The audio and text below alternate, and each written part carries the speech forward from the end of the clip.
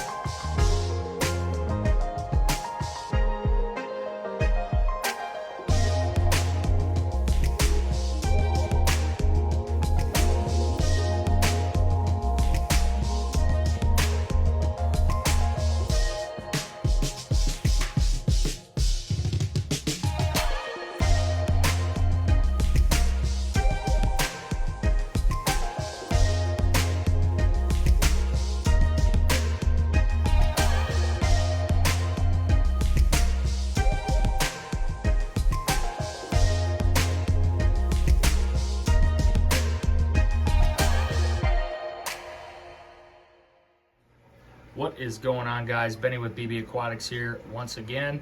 And I got in a couple comments in regards to brackish water aquariums and how I keep them. And I thought I'd just go ahead and show you guys step by step how to not only make brackish water, but you've got a couple examples here on my channel of some brackish water aquariums. And it's really kind of a niche in the hobby, and it's super cool. Needless to say, I'm addicted more so to brackish water tanks and brackish water fish than I am any other kind of aquarium. It's just a real kind of oddball niche, and there's so many cool species that you can keep in a brackish water aquarium, and a lot of different looks that you can go for. So what is brackish water? So brackish water is the term used for water whose salt content is a rule of content of common salt, so sodium chloride, is significantly higher than that of fresh water, but lower than that of seawater. So in nature, brackish water zones are found wherever freshwater and marine regions overlap. This is usually the case where rivers and streams empty into the sea. There are lower reaches where influence of the tides they're subject to major fluctuations in salinity, water level, and different parameters. These areas are known as estuaries, which, as you can see, I've tried to emulate here. And mind you, pick up some good literature, right? That is the first step, obviously, in this hobby, is doing the right research. And you will be surprised how much you can pull out of a book. I know the interwebs are full and packed with knowledge, but I have learned a lot just from reading the 2 brackish water aquarium books that I have. So without further ado, I'm going to show you guys what exactly you need to make brackish water. So your basic hydrometer here is pretty cheap and easy to obtain. You can find it at basically any fish store that has a saltwater section, big box stores that have a saltwater section. You take it and you fill it up. As you can see, the sight glass fills up, and you fill it to right at about that bar or right underneath the bar there. Place it on a level surface and you take your reading. This measures salinity, specific gravity, just like a refractometer. This is just a cheaper, kind of faster option. It doesn't require any calibrating. I will say sometimes these floats get stuck and it's not the best way to measure it. So make sure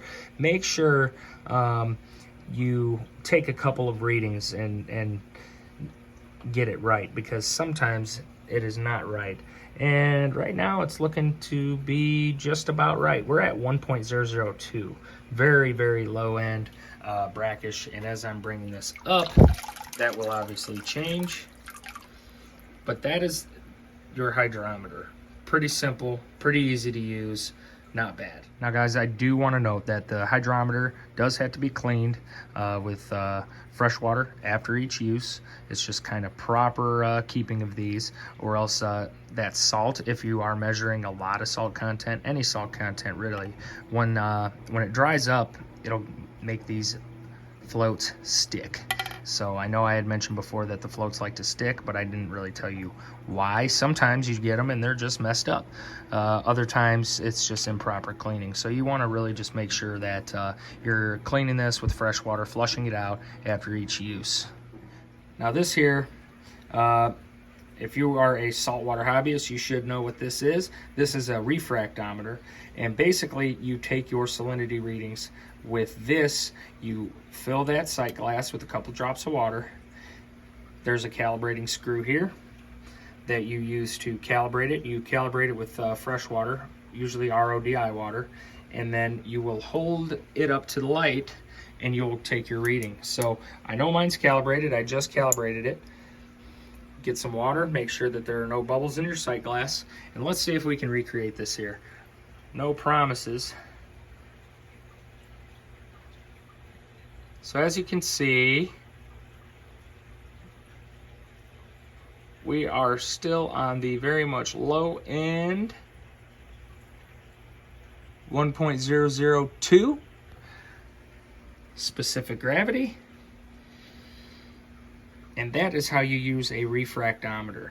So I'll go ahead and throw up a clip of the sight glass.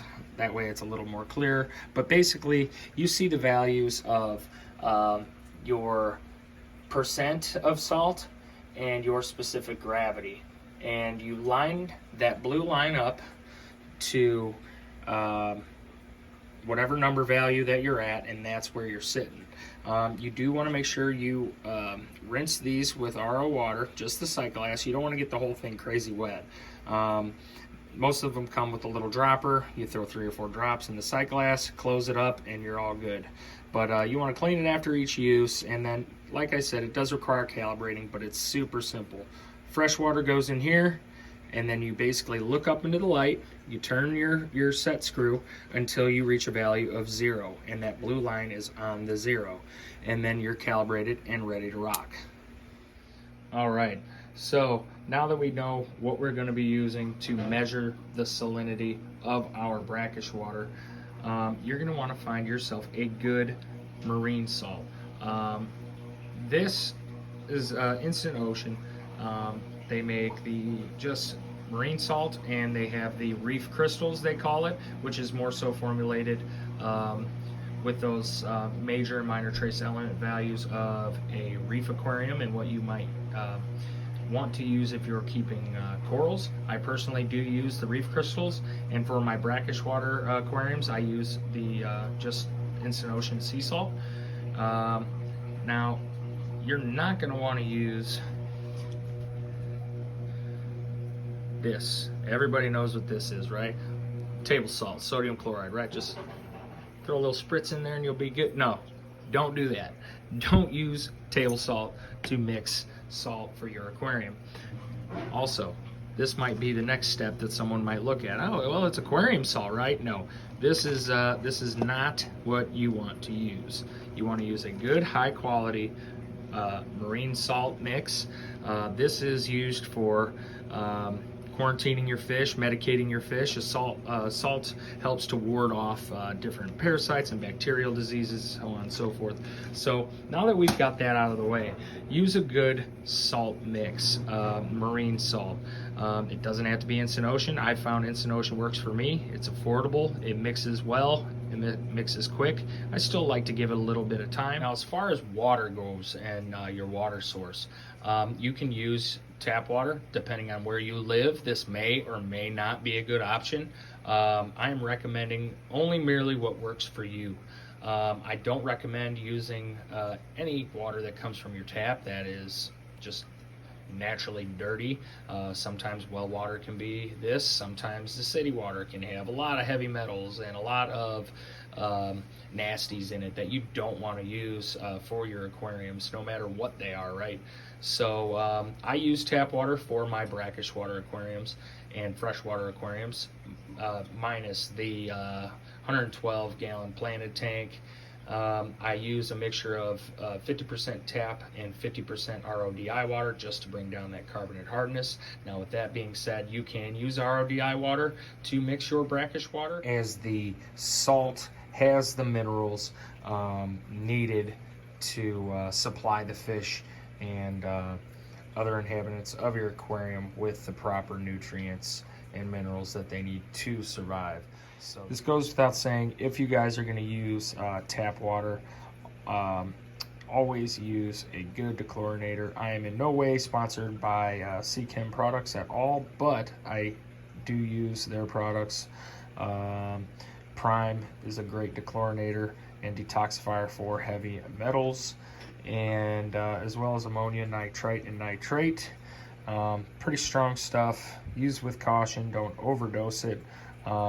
Make sure you have good proper aeration in your water if you are adding it straight to the aquarium to detoxify ammonia, nitrite, or nitrate. But it will remove the chlorine and chloramines from your water, and you always need a good dechlorinator if you're going to be using tap, unless you want to be sitting and waiting for that chlorine to gas off over a couple days or so.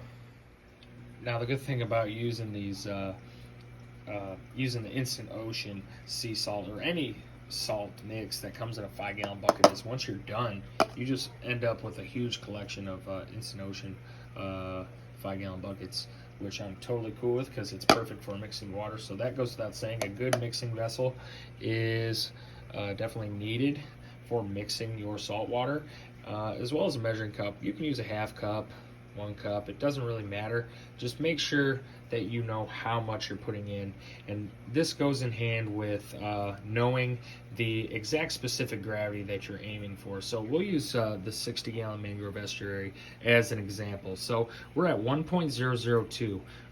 I'm slowly bringing this salinity up, right? So I'm going to aim for 1.003 specific gravity in our bucket here. So all you want to do is you want to do this very, very slow and very tediously. There is kind of a math aspect to this as far as the ratio of cups per gallons to make a certain specific gravity. I think it's about half cup per gallon when it comes to mixing full strength seawater with a specific gravity of about 1.022. At least that is Instant Ocean's full strength marine seawater mix that they want you to use. But when it comes to making brackish water, you need to just add it very slowly and then go ahead and mix. And I'll show you how I personally do it. So I use a pump, a submersible pump. This is just an old fluval pump, actually the replacement from the Evo Belizean macroalgae tank, because I upgraded it with a C-shape pump. So this is actually perfect for mixing salt water. And as far as in bigger quantities, I use this large submersible pond pump, and I actually use that in my mixing container there. That's about a 32-gallon trash bin that I use to mix the water for the 125 high-end brackish tank. But as far as most people, they're going to be using a spoon, which is perfectly fine. And no, it doesn't have to be Betty Crocker, but and if your significant other knows you're using the kitchen utensils for this kind of stuff, you're probably going to get beat up, much like me. But you want to go ahead and just add a little bit of salt at a time and give it a good stir. Give it a good stir. Give it a good stir. Wait a little bit, and you will be good to go. Now, if I didn't mention this already before, your refractometer is going to measure the specific gravity of the water at 77 degrees Fahrenheit. So make sure your water is at least 77 degrees Fahrenheit. If not, or if you just don't know, go ahead and grab yourself a heater, a simple aquarium heater. This is an Aquatop, I think 50 watt, that works perfect for these little buckets. You go ahead and you add your pump, you add your heater, you let it run and cycle for a little bit before you take your next reading, and basically you just work your way up, adding as little bit of salt at a time as you need to get up to that specific gravity value that you want. In our case, it's going to be 1.003, and when we do this water change, we'll bring her down about 5, and we'll replace her with the saltier 1.003 water, which will gradually over time with water changes increase this tank's overall specific gravity to 1.003. Now, 5 gallons at a time isn't very much, but that is okay. And the same goes for the bigger systems, right? So if I want this tank, got a charger hanging, if I want this tank to be, which right now we're actually raising this to 1.020, and it's about there. But let's say we wanted to bring the salinity back down to 1.018. Well, we simply just make 1.018 water, or just replace it with a little bit of fresh water. As you take away, you're always wanting to add or subtract, whether you're going up or down in salinity. If you're going down, you want to add less salty water or fresh water. If you're going up, you want to add more salty water to make the salinity go up, right? And most of these fish, you'll find that when you do water changes on your brackish water aquariums, that you don't have to be too crazy specific, because these fish can handle the fluctuations in the parameters.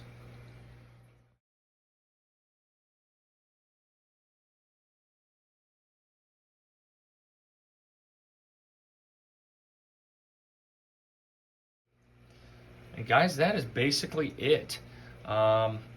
Now, I showed you guys how to mix your brackish water. Let's talk a little bit about setup and general maintenance of these tanks. Basically, what you see here, being a brackish water tank, even the high-end tank, which is nearly full-strength seawater, anything you use to run a freshwater system, you can use to run a brackish water system. It does not have to be super crazy or complicated or expensive. This tank here is run off of a simple Fluval 107 canister, an Aquatop UV sterilizer, submersible pump as well, Aquatop heater, and that's really it, right? There's not even legit aquarium lights on this tank. Running a 40-watt grow bulb for the mangroves, as well as a shop light for white lights on this tank. And brackish water systems usually 9 times out of 10, due to the salt content, are more alkaline. It is harder water. You can use whatever substrate you want, as long as you're using salt mix and on a regular basis, replenishing that buffer to the water. That is going to keep that pH a little bit higher, the water a little bit harder. But this is a mixture of aqua soil, a little bit of gravel, a whole bunch of stuff. But the main ingredient here is aragonite, crushed coral, things of that sort. That type of stuff buffers your water, much like the shells and the old live rock that's in here will buffer the water to that higher pH and higher alkalinity. But as far as hardscape goes, really the sky's the limit. Obviously, I'm trying to recreate a mangrove estuary here, so I've got mangrove roots, I've got other assortment of botanicals and leaf litter, and I've really tried to recreate this biotope as best as I can, all the way with the oysters climbing up the roots, oyster clusters and snail shells and clams and just the stuff that might find themselves on the roots. And then we've got obviously our red mangrove seedlings growing up out of this tank, and they will hopefully get a little bit bigger and fuller. But that is pretty much it, guys. Brackish water aquariums are super cool. There's so many different species that you can keep in these tanks. Pick up a good book, do some research on the internet. It might surprise you as to what fish are actually more commonly found in brackish water than they are fresh, or are commonly found in brackish water as well as freshwater, but most people keep them in freshwater, right? So with that said, thank you guys for watching.